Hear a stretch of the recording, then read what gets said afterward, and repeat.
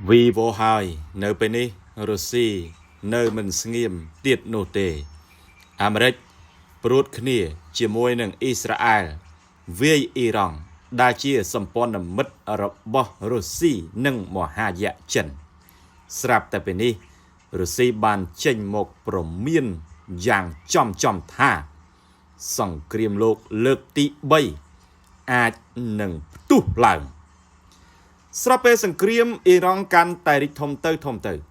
ហើយក៏មានបណ្ដាប្រទេសជាច្រើនបានចូលរួមជាមួយនឹងអាមេរិកវាយប្រហារទីក្រុងតេហេរ៉ង់នោះស្រាប់តែពេលនេះរុស្ស៊ីដែលជាសម្ព័ន្ធមិត្តអ៊ីរ៉ង់បានប្រមានអំពីការផ្ទុះសង្គ្រាមលោកលើកទី3នៅក្នុងបទសម្ភាសន៍ជាមួយនឹងសារព័ត៌មាន TASS កាលពីថ្ងៃច័ន្ទទី2ខែមីនាឆ្នាំ2026អតីតប្រធានាធិបតីរុស្ស៊ីសប្តាហ៍ថ្ងៃជានាយករដ្ឋមន្ត្រីលោក Dmitry Medvedev បានប្រមានថាមេដឹកនាំអាមេរិក Donald Trump អុចបញ្ឆេះសង្គ្រាមលោកលើកទី3តាមរយៈប្រតិបត្តិការផ្លាស់ប្ដូររបបបែបឧក្រិដ្ឋកម្មរបស់គាត់យ៉ាងណាក៏ដោយលោកនិយាយថាបើនិយាយតាមបច្ចេកទេសរឿងសង្គ្រាមលោកលើកទី3គឺមិនទាន់មាននោះទេប៉ុន្តែប្រសិនបើលោកត្រាំនៅតែបន្តប្រតិបត្តិការផ្លាស់ប្ដូររបបតាមបែបឧក្រិដ្ឋកម្មទៀតនោះច្បាស់ណាស់វានឹងផ្ទុះឡើងហើយគ្មានអ្វីត្រូវសង្ស័យនោះទេទន្ទឹមនឹងនោះ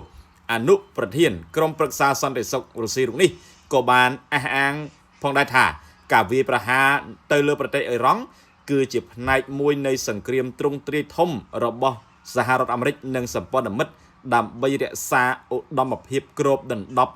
នៅលើពិភពលោកប្រិមិត្តជាទីមេត្រីកម្ដៅកាន់តែឡើងខ្លាំងលោកត្រាំបានប្រកាសយ៉ាងក្តែងថាអាចនឹងបញ្ជូនកងទ័ពជើងគោកដើម្បីវាយអ៊ីរ៉ង់ថែមទៀតផងប្រធានាធិបតីអាមេរិកលោក Donald Trump បានប្រកាសមិនច្រានចោលទេការបញ្ជូនកងទ័ពជើងគោកអាមេរិកទៅកាន់ប្រទេសអ៊ីរ៉ង់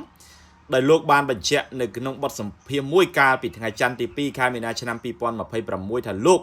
នឹងពិចារណាលើចំណាត់ការនេះប្រសិនបើចាំបាច់ដើម្បីសម្រេចគោលដៅយោធាថ្លែងទៅកាន់សារព័ត៌មាន New York Post លោកត្រាំបាននិយាយថាលោកមិនមានការស្ទាក់ស្ទើរនៅក្នុងការប្រើប្រាស់កម្លាំងកងទ័ពជើងគោកដោយប្រធានាធិបតីអាមេរិកមុននោះទេបើទោះបីជាលោកយល់ថាវាប្រហែលជាមិនចាំបាច់ក៏ដោយលោកបានសង្កត់ធ្ងន់ថាគោលដៅធំបំផុតគឺបានកំទេចសមត្ថភាពមីស៊ីលបំផ្លាញកងទ័ពជើងទឹកអ៊ីរ៉ង់ឲ្យខ្ទេចខ្ទីបញ្ឈប់មហាចតានុយក្លេអ៊ែរនិងផ្ដាច់ការផ្ដល់មូលនិធិដល់កងទ័ពភេរវករនៅក្រៅប្រទេសសាររបស់រដ្ឋបាលលោកត្រាំអំពីរយៈពេលនៃប្រតិបត្តិការ Epic Fury បានបង្ហាញអំពីការប្រែប្រួលយ៉ាងខ្លាំងនៅក្នុងរយៈពេល72ម៉ោងចុងក្រោយនេះកាលពីព្រឹកថ្ងៃសៅរ៍លោកត្រាំបានពណ៌នាយុទ្ធនាការនេះថាជាប្រតិបត្តិការដ៏ធំធេងនិងកំពុងបន្តហើយបានប្រាប់អ្នកយកព័ត៌មានថាវាអាចនឹងបញ្ចប់រយៈពេលត្រឹមតែ2ទៅ3ថ្ងៃប៉ុណ្ណោះទោះជាយ៉ាងណាក៏ដោយនៅថ្ងៃអាទិត្យលោកបានបដូរមកនិយាយវិញថាវាអាចប្រើពេលប្រហែល4សប្តាហ៍ហើយរហូតដល់ថ្ងៃច័ន្ទលោកក៏បានបញ្ជាក់សារជាថ្មីថាវាអាចនឹងអូសបន្លាយពី4ទៅ5សប្តាហ៍ឬក៏អាចយូរជាងនេះដើម្បីធានាថាគោលដៅទាំងអស់ត្រូវបានសម្រេចចំណែករដ្ឋមន្ត្រីការពារជាតិអាមេរិកលោកឧត្តមសេនីយ៍ Dan Kane បានសង្កត់ធ្ងន់ថាបេសកកម្មកំទេចមហាចតានុយក្លេអ៊ែរនិងហេដ្ឋារចនាសម្ព័ន្ធរបស់អ៊ីរ៉ង់គឺជាការងារដ៏លំបាកនិងស្មុគស្មាញដែលមិនអាចកំណត់ពេលវេលាជាក់លាក់ច្បាស់លាស់ឡើយចំនួននេះបានបណ្ដាលឲ្យមានអ្នកស្លាប់និងរបួសយ៉ាងច្រើនរួមទាំងការស្លាប់របស់មេដឹកនាំកំពូលអ៊ីរ៉ង់គឺលោកអាយ៉ាតូឡាអាលីខាមេនីផងដែរប្រព័ន្ធផ្សព្វផ្សាយអ៊ីរ៉ង់បានរាយការណ៍ថាមានមនុស្សយ៉ាងហោចណាស់555នាក់បានស្លាប់រួមទាំងកុមារជាង100នាក់នៅក្នុងសាលាបឋមសិក្សាមួយកន្លែងនៅទីក្រុងមីណាប់ខណៈដែលការវាយប្រហាររបស់អ៊ីស្រាអែលនៅលីបង់បានសម្លាប់មនុស្ស31នាក់ចំណែកឯសមាជិកយោធាអាមេរិក6នាក់និង11នាក់អ៊ីស្រាអែលបានបាត់បង់ជីវិតក្រោយការវាយប្រហារសងសឹកពីសំណាក់កងទ័ពអ៊ីរ៉ង់